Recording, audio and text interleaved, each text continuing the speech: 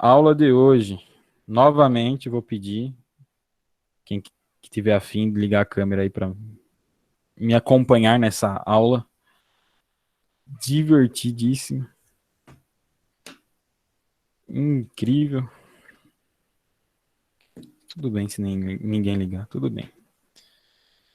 Então, só retomando a aula anterior, no caso, o conceito da aula anterior, a gente falou um pouquinho sobre calor, tá? E no calor, a gente concluiu que quando a gente tem dois corpos de diferentes temperaturas e eles entram em contato, ou talvez por outras formas, né? É passada a energia térmica de um corpo para o outro, tá? Então, no caso, a gente tem um corpo A, que é um vermelho, né? E um corpo B em azul aqui, ambos com temperaturas diferentes, um com uma alta e outra baixa. Quando eles entram em contato, há uma transferência de energia térmica entre esses dois corpos, até que eles chegam em equilíbrio térmico, tá?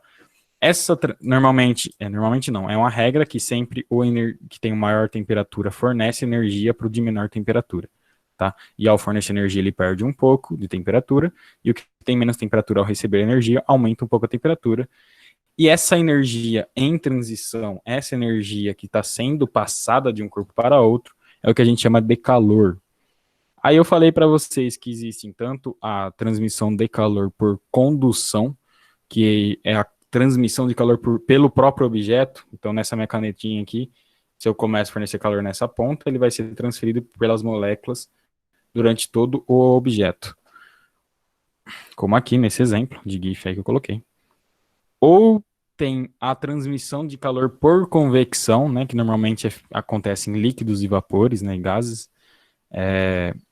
Eu dei o exemplo do ar-condicionado, né, que, por exemplo, ele fornece ar gelado, e o ar que estava no ambiente, por ele já estar mais quente, né, devido a estar recebendo o calor das pessoas, dos computadores, etc., ele vai subir, já que ele aumenta a temperatura, ele diminui a densidade, então ele sobe e o ar gelado, que é mais denso, desce. E aí fica nessa troca de ar ou troca de líquido, dependendo da situação.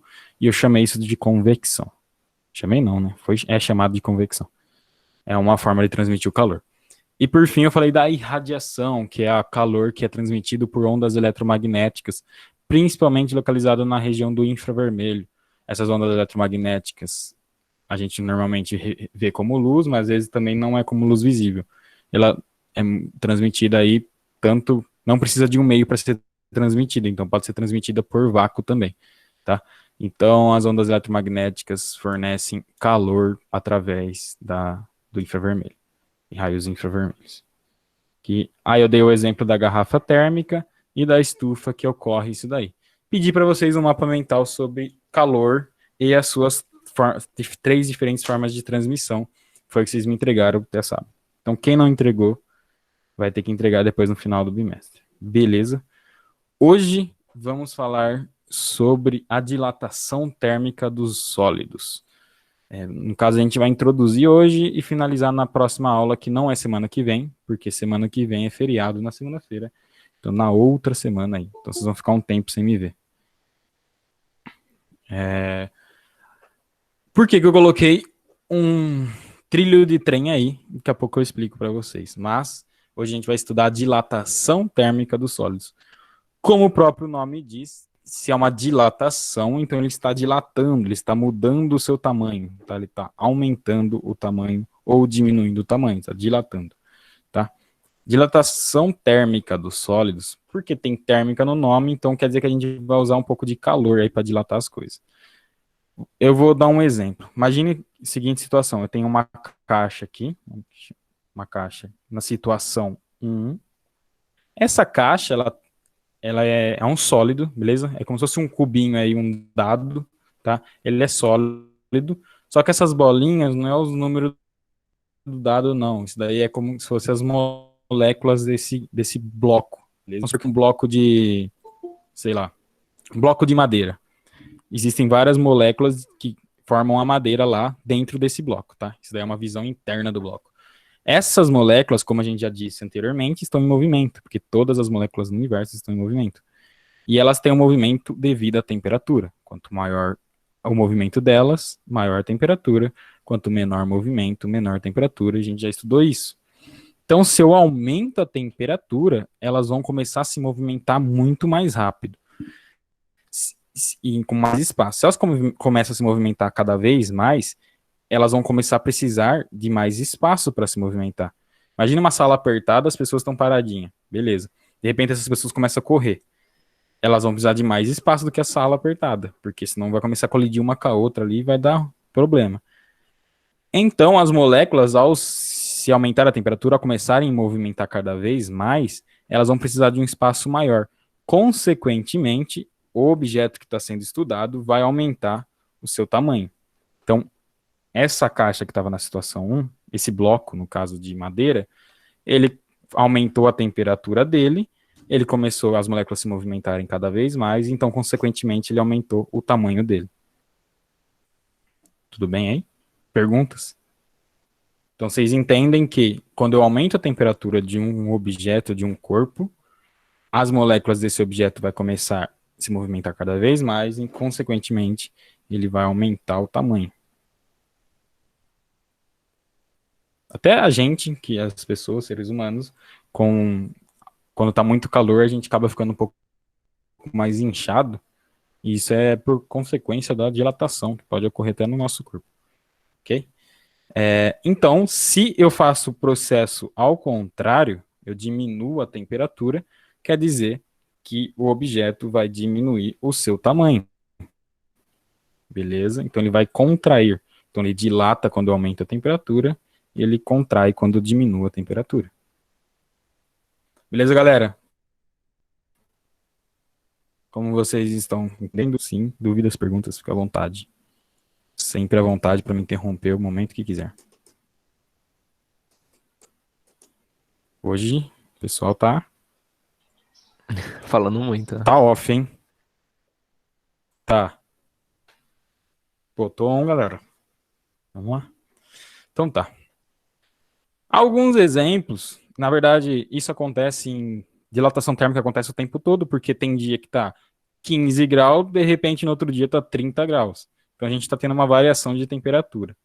Se varia a temperatura, as coisas dilatam. Então, como eu coloquei a imagem lá no começo do trilho de trem, se repararem, não sei se já viram um trilho de trem, porque hoje em dia não é comum, mas entre cada trilho existe uma região aqui, ó, com uma frecha, tá? Uma região com espaço entre elas. Outro exemplo é o piso. O piso na nossa casa aí, ele tem a região do rejunte, né, que é um espaço entre cada piso, beleza? O que significa essa região? Por que ela é feita? Porque o trilho do trem ou o piso, conforme eu vou aumentando a temperatura, eles dilatam, então eles aumentam o seu tamanho. Se fosse completamente encostado, o que ia acontecer? Ia começar a dilatar, aumentar o tamanho, eles iam ter que crescer para algum lugar. Então eles iam começar a subir e entortar os trilhos do trem. Mesma coisa para os pisos. Se eles fossem encostadinho, iam começar a aumentar o seu tamanho, eles iam começar a dilatar e ia começar a subir um piso em cima do outro, os dois iam começar a estufar. Que acontece em muitos casos aí quando o piso é mal colocado. Tá? Isso, então, por isso que tem esses espaços, essas frestas, né? Porque ocorre a dilatação dos corpos, então para evitar que eles aumentem o tamanho e suba, você coloca um espacinho entre eles, aí eles aumentam o tamanho, mas não vão subir um no outro. Por isso, do trilho do trem ou do piso. Outra coisa que acontece, para quem tem ar-condicionado aí, ouve bastante, e às vezes à noite dá para ouvir da geladeira. Durante o dia a gente está numa temperatura maior do que à noite, certo? Porque a gente está recebendo luz solar. E luz carrega calor por radiação. E a geladeira ou ar-condicionado fica numa temperatura. Consequentemente, eles dilatam, porque são temperatura ambiente. Quando você liga o ar-condicionado, ele vai começar a refrigerar o ambiente. Então ele vai começar a voltar a um tamanho, ele vai começar a comprimir. Devido a essa variação de temperatura, você ouve uns estralos nos plásticos. O ar-condicionado faz bastantes estralos do nada. E geladeira à noite faz uns barulhos também estranhos, de estralando, alguma coisa do tipo. E isso é por causa da dilatação que ocorre no material. Olha aí, curiosidades aí com o Rafa. Beleza? Hoje em dia não muito, mas principalmente quem tem portão bem antigo na casa, ou sei lá, normalmente vai na casa de alguém que tem uma casa bem antiga, os portões ou portas, ela feitam de materiais que dilatavam muito. Então, em dias muito quentes, às vezes fica difícil abrir e fechar um portão, porque ele recebe calor, ele aumenta o seu tamanho, e aí na hora que ele fica bem rente na hora de fechar e abrir o portão, tanto o portão quanto as portas. Hoje em dia já não acontece tanto isso, porque os materiais que são feitos já são pensados nisso. Mas acontecia isso. Uh, eu acho que é isso que eu queria falar. Tá? Então, essas dilatações ocorrem aí em várias e várias situações do nosso dia a dia. Então, um engenheiro, quem aí for fazer engenharia da vida, ao pensar num projeto de ponte, pensar num projeto de trilho de trem, sei lá, algum projeto tem que pensar sempre na dilatação térmica. Beleza? Porque os lugares variam a temperatura, então varia o tamanho. Tudo bem? Então, o que é uma dilatação térmica? Acho que tenha ficado claro. Mas, como nem tudo é mil maravilhas, a gente tem cálculos que envolvem a dilatação térmica.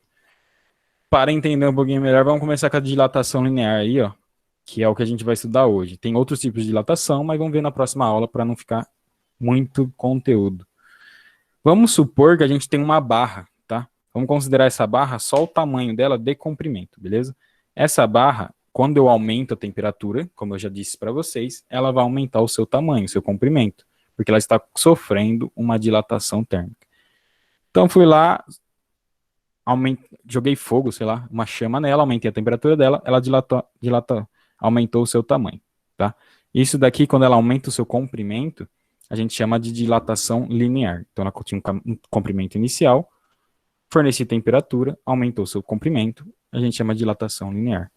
Se eu tenho uma chapa, uma superfície, igual uma folha de papel, e eu aumento a temperatura dela, ela vai dilatar. Só que agora a gente tem que considerar todos os lados dela. E se ela aumenta tanto o comprimento, ela vai aumentar a largura, então ela vai aumentar a sua área. Quando ela aumenta a sua área, a gente chama de dilatação superficial. Dilatou a superfície do material.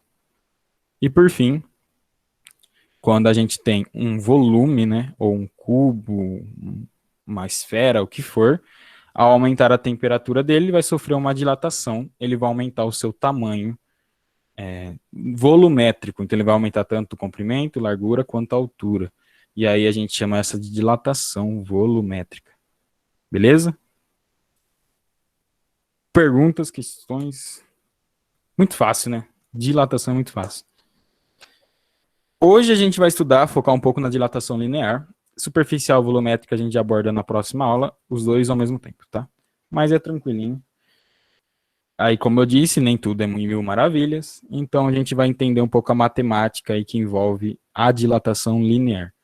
Vamos supor que eu tenha a barra aqui, minha barra azul, bonitinha, a uma temperatura inicial. Ah, estava 10 graus Celsius e ela tinha esse tamanho aí. Aí eu pego e marco o tamanho dela. Vou chamar o tamanho inicial, o comprimento inicial dela de L0. É a notação que a gente vai usar aí nas nossas contas. E a temperatura inicial a gente vai usar de θ0, beleza?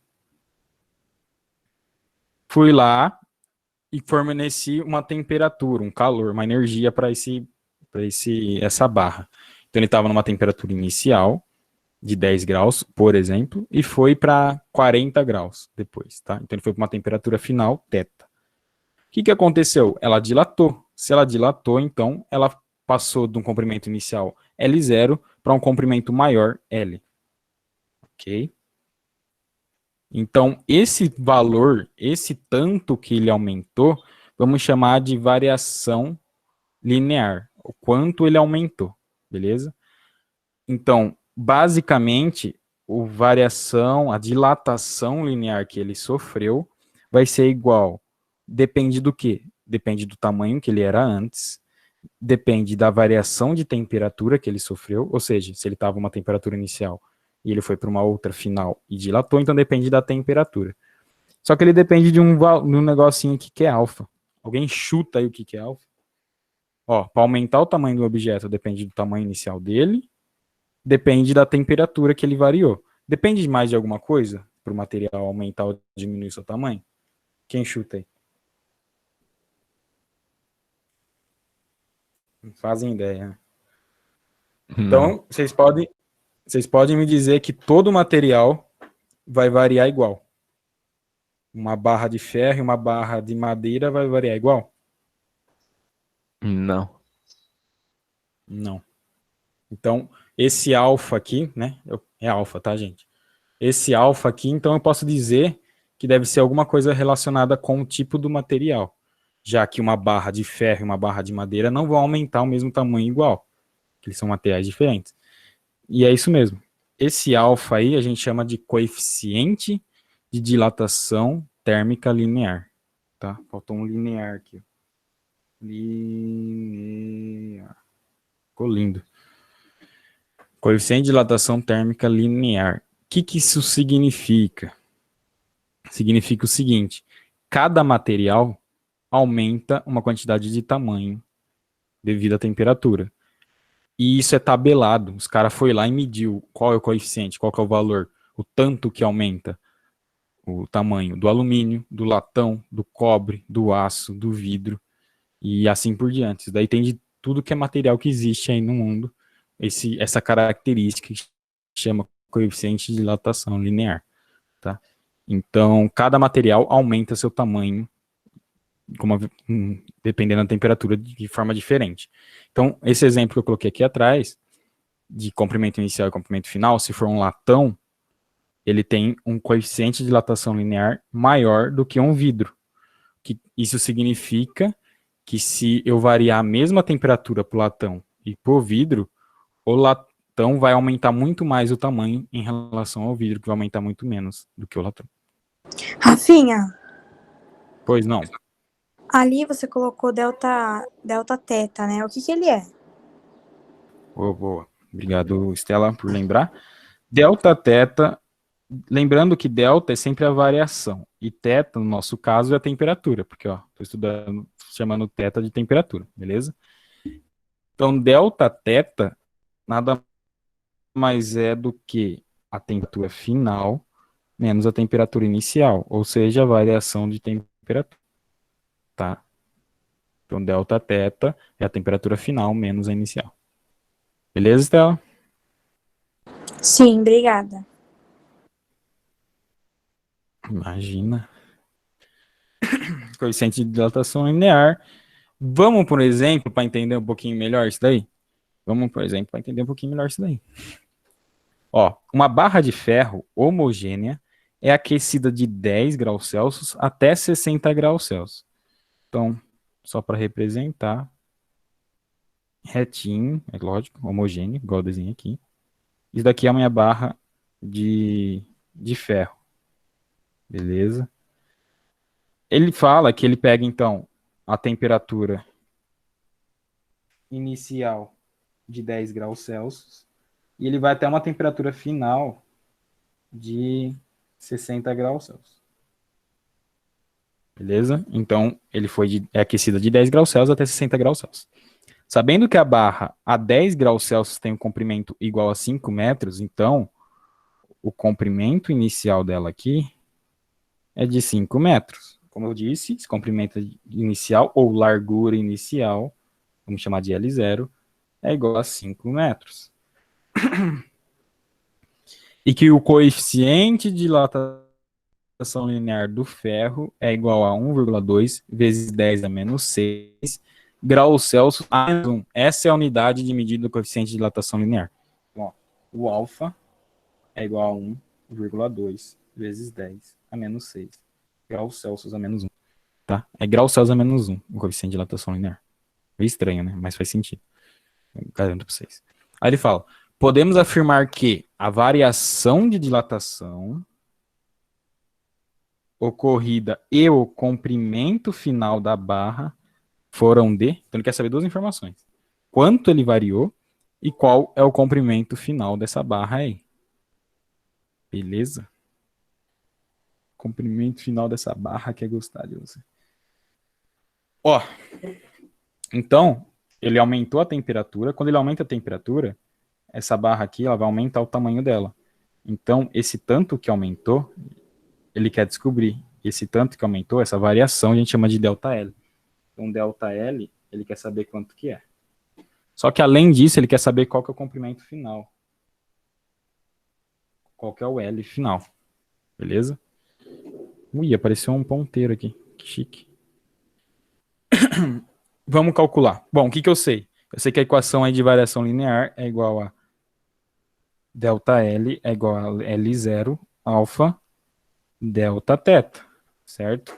Vamos lá. L0 eu tenho? Pô, eu tenho. É 5 metros. Alfa eu tenho? Alfa eu tenho também. É 1,2 vezes 10 a menos 6 graus Celsius por menos 1. E delta teta eu tenho? Bom, não tenho, mas eu calculo. E delta teta, igual a Estela falou, é a temperatura final menos a temperatura inicial. Então, meu delta teta é igual a 60 menos 10. Logo, meu delta teta é igual a 50 graus Celsius. Beleza? Calculei a temperatura aí, variação de temperatura. Vamos, então, substituir as informações que eu tenho na fórmula. Então, minha variação da barra de ferro é igual ao comprimento inicial dela, que é de 5 metros, vezes o coeficiente de dilatação linear, que é 1,2 vezes 10 a menos 6 graus Celsius a menos 1, vezes a variação de temperatura, que é 50 graus Celsius. Vamos calcular esse negócio louco? Delta L é igual. As unidades aqui, eu vou deixar aqui parado, depois eu retomo elas, tá? Então, eu vou fazer o mais fácil. 5 vezes 50, ok? 5 vezes 50 é 250, vezes 1,2, vezes 10 a menos 6. Tudo bem?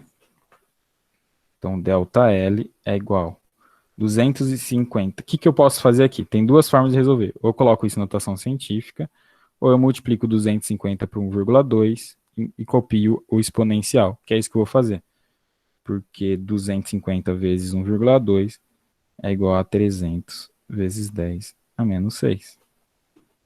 Ok? Fiz 250 vezes 1,2 e copiei o vezes 10 a menos 6. Delta L. Se é delta L, é a variação do comprimento. Então, a unidade aqui é em metros. Bom, lembra que eu falei, não lembro se eu comentei isso com vocês no começo, mas vocês devem ter visto ano passado, que a gente usa a notação normalmente como sendo uma casa só. Então, de 300, eu vou passar para 3, ok? E essa, como eu andei duas casas da vírgula, né, porque é 300,0, então ficou 1, 2, ficou 3 vezes 10. Como andou para a esquerda, eu somo 2 aqui no expoente. Então, menos 6 mais 2 é menos 4 metros. Então, a variação de comprimento dessa barra é de 3 vezes 10 a menos 4 metros. Terminei o exercício aqui? Poderia. Poderia, mas ele não pede só a variação. Ele pede o comprimento final também. Beleza? Vamos lá. Variação do comprimento, da dilatação aí. Isso que aumentou, tanto que aumentou. A barra tem 5 metros. Aí eu peguei e ela variou 3 vezes 10 a menos 4 metros. Esse 3 vezes 10 a menos 4 é muita coisa? Ele aumentou bastante ou aumentou pouquinho? Muito pouco. Muito pouco. Porque isso daqui é igual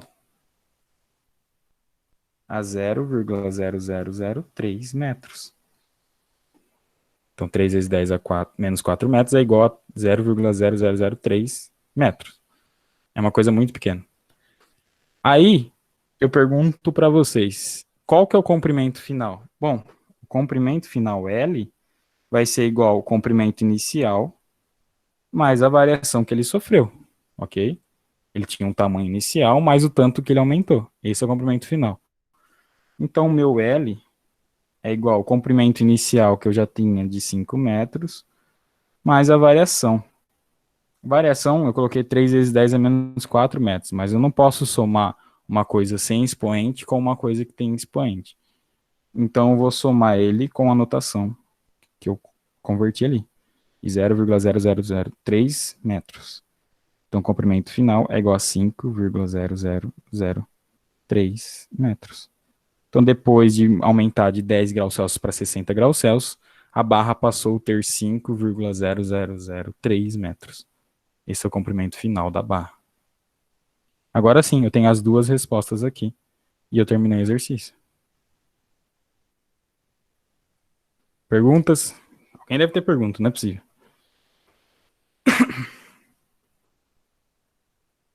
Só que acho que Tudo eu dei bem? uma morgada. Esse L0 Ó, e o L é comprimento inicial e comprimento final? isso, L0 é o comprimento inicial da barra, e depois de dilatar, o L é o comprimento final. Ah, tá, só isso. Obrigado. Tranquilo. Só fazendo um seguinte aqui, vou criar uma nota rápida aqui.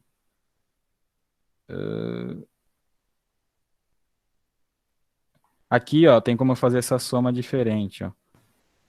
Eu falei para vocês que o comprimento final da barra é L0 mais ΔL, tá? Aí vocês veem como vocês preferem. Eu coloquei que 5 mais 0,0003. O que eu posso fazer também? É passar o 5 para notação. Então ficaria L é igual a 5, no caso, eu tenho que passar para notação científica, então eu tenho que tornar ele com 10 a menos 4. Ficaria 0,0.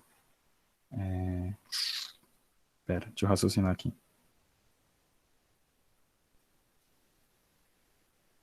Ficaria 5, 1, 2, 3, 4 vezes 10 a menos 4. Que você faz isso, ele volta a ser 5, mais a 3 vezes 10 a menos 4. Somando isso, eu teria que é 5, 0, 0, 0, 3 vezes 10 a menos 4 metros. Que é a mesma coisa que a resposta anterior. Assim, eu acho que pode ser ficar mais confuso para vocês. Aí vocês escolhem como fazer. Tá? Repara, então, que sempre dilata bem pouquinho. Ok. Tudo bem, então? Posso prosseguir? Aquilo foi um exemplo e todos os exercícios de dilatação linear daquele jeito lá. Fiquem em paz. Então, se acostumem que vai ser sempre assim. Ó, existem uma, uma coisa diferente que acontece na dilatação linear que a gente chama de lâminas bimetálicas. Ou seja, são dois materiais diferentes um caso que vai ocorrer dilatação linear sobre eles, só que eles estão fixados juntos. Por exemplo, aí, vocês olham aqui na desenho de cima, que é um latão grudado, né, soldado sobre um ferro, beleza? Ambos têm o mesmo comprimento, bonitinho ali e tal. Quando eu começo a aumentar a temperatura, eles vão começar a dilatar. Porém, o latão e o ferro, eles têm valores de dilatações diferentes, ou seja, coeficientes de dilatações linear diferentes. Como o latão ele tem um coeficiente maior, ao aumentar a temperatura, ele vai dilatar mais do que o ferro. Devido a isso, acontece essa invergação, tá? Nas lâminas bimetálicas. Estou fornecendo calor, o latão ele aumenta mais o tamanho do que o ferro, consequentemente, ele vai aumentar mais o tamanho, o ferro menos, então vai começar a ocorrer esses invergadas aí no material, tá? Essa propriedade aí de lâminas bimetálicas é usada muito em circuitos elétricos, tá? Sei lá, chuveiro, por exemplo. Não usa mais, mas chuveiro, ele começa a aquecer, aquecer, aquecer, aí ele aquece muito, ele enverga, na hora que ele enverga, ele meio que desliga o circuito e aí para de aquecer. Aí ele começa a esfriar de novo, ele volta na posição inicial e aí ele liga de novo e assim por diante. Vai sempre nesse ciclo. Então repara aqui. Vamos supor, em vez de latão, vamos substituir por alumínio, porque alumínio eu sei o valor que está aqui, ó. 2,4. Tá. Vamos substituir por alumínio, tá? O latão, agora ele é igual ao alumínio. O alumínio, ele tem um coeficiente alfa de 2,4 vezes 10 a menos 5. Peraí. Ah, apanhei. Nossa, não consigo nem ver. A menos 5 graus Celsius a menos 1. Esse é o coeficiente de dilatação do alumínio. O ferro, ele tem um coeficiente alfa de 1,2 vezes 10 a menos 5 graus Celsius a menos 1. Então, repara que eles têm coeficientes de dilatações diferentes, beleza? Igual eu já disse anteriormente. Se o alumínio tem coeficiente maior e o ferro tem coeficiente menor, o que vai acontecer quando a temperatura... Então, vamos supor essa primeira situação, temperatura inicial, e essa daqui, T, que é a temperatura final. O que vai acontecer quando a temperatura final for maior que a temperatura inicial? Bom, vai acontecer esse caso aqui, ó. O latão ou alumínio, como ele tem um coeficiente de dilatação maior, ele vai começar a aumentar o seu tamanho. Então, se ele aumenta o seu tamanho e o ferro não acompanha esse aumento, ele vai envergar para baixo. Ok? Só que se eu tenho um caso onde a temperatura final é menor que a temperatura inicial, estou refrigerando essa barra aí de ferro bimetálica, lâminas bimetálicas aí, o que vai acontecer? O alumínio, o latão, né, que está em cima, ele vai começar, é da mesma forma que aumenta o tamanho, eles diminuem, né, como eu disse para vocês. Como eu diminuo a temperatura, o latão, ele vai diminuir mais rápido o tamanho em relação ao ferro. Então, se ele vai diminuir mais rápido, eles vai começar a acontecer que vão envergar para cima. Tá? Por quê? Porque o latão está diminuindo a temperatura, está diminuindo o tamanho mais rápido que o ferro.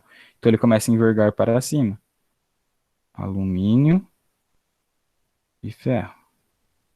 Tá? Então, olha só, nas lâminas bimetálicas, quando a temperatura final é maior que a temperatura inicial, o alumínio, eles envergam para baixo, se o latão estiver em cima. Tá? Se o latão estiver em cima, só que a temperatura é menor, eles envergam para cima. Tudo bem? Ou ficou confuso? Espero que esteja tudo bem. Ninguém falou nada. Então, ó, trouxe um exemplo aqui para a gente entender um pouco melhor. Ele fala, uma lâmina bimetálica construída de alumínio, então ele dá o coeficiente de dilatação linear do alumínio, e ferro, dá o coeficiente de dilatação linear do ferro, soldado um no outro, está preso em uma parede conforme a figura. A temperatura inicial delas, elas são retilíneas, tá? Então aqui elas estão presas na parede, e elas têm uma temperatura inicial aí, e nessa temperatura inicial elas têm o mesmo tamanho, tá bonitinho aí, igual no desenho. Aí ele fala o seguinte, levada essa temperatura final para uma temperatura T, o que vai acontecer com a lâmina? Bom, como eu já disse para vocês, se a temperatura, então, final for maior, o alumínio vai aumentar mais rápido do que o ferro. Logo, elas vão envergar para baixo.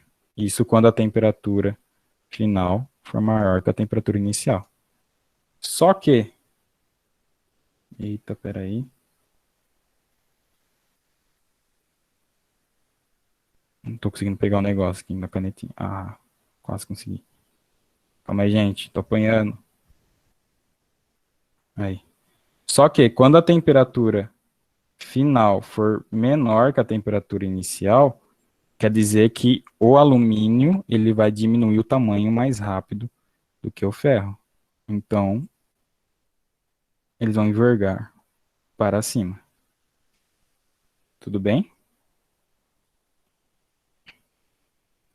Então, considerando isso, a gente sabe o quê? Se muda a temperatura T em relação à temperatura inicial, quer dizer, então, que a última alternativa está errada. A lâmina ela não se curva. Mentira, porque ela vai se curvar.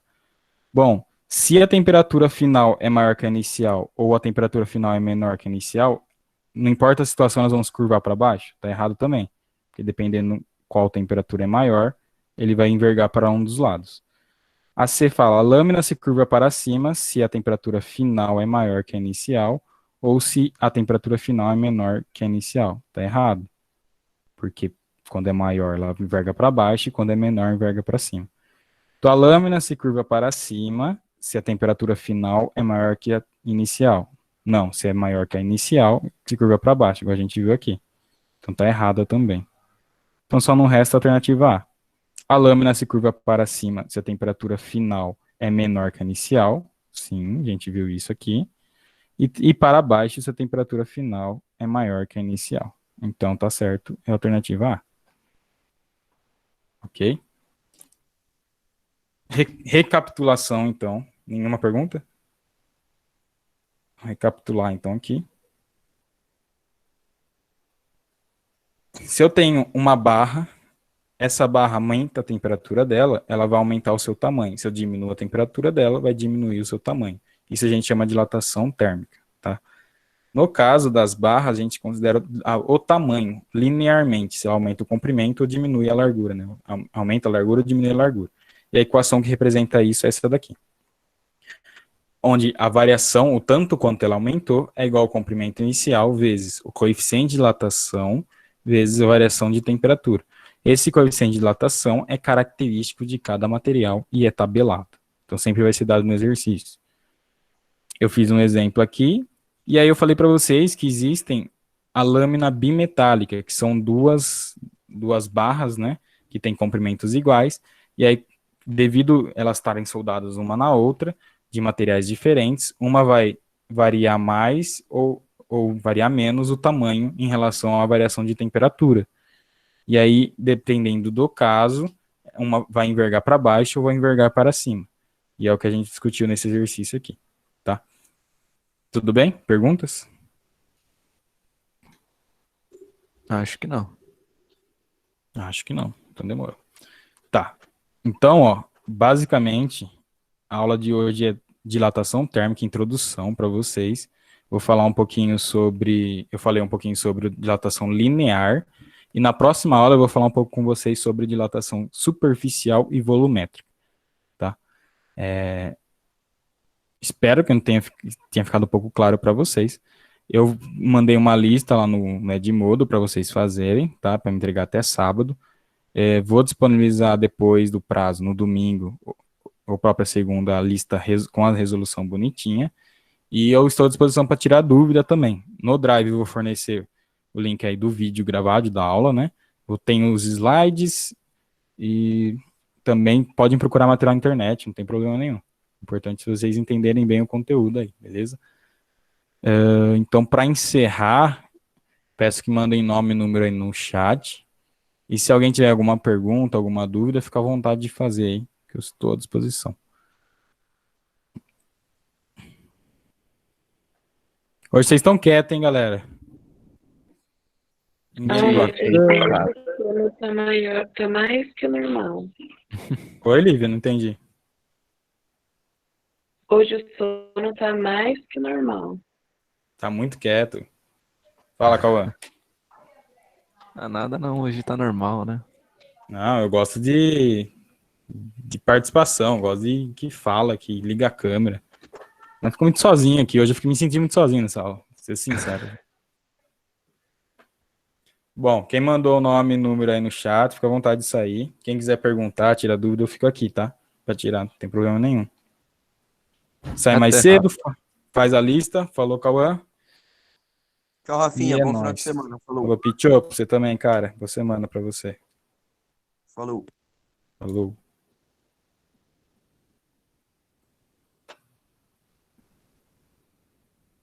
Falou, Rafa. Falou, Vi. Até mais, cara. Mais.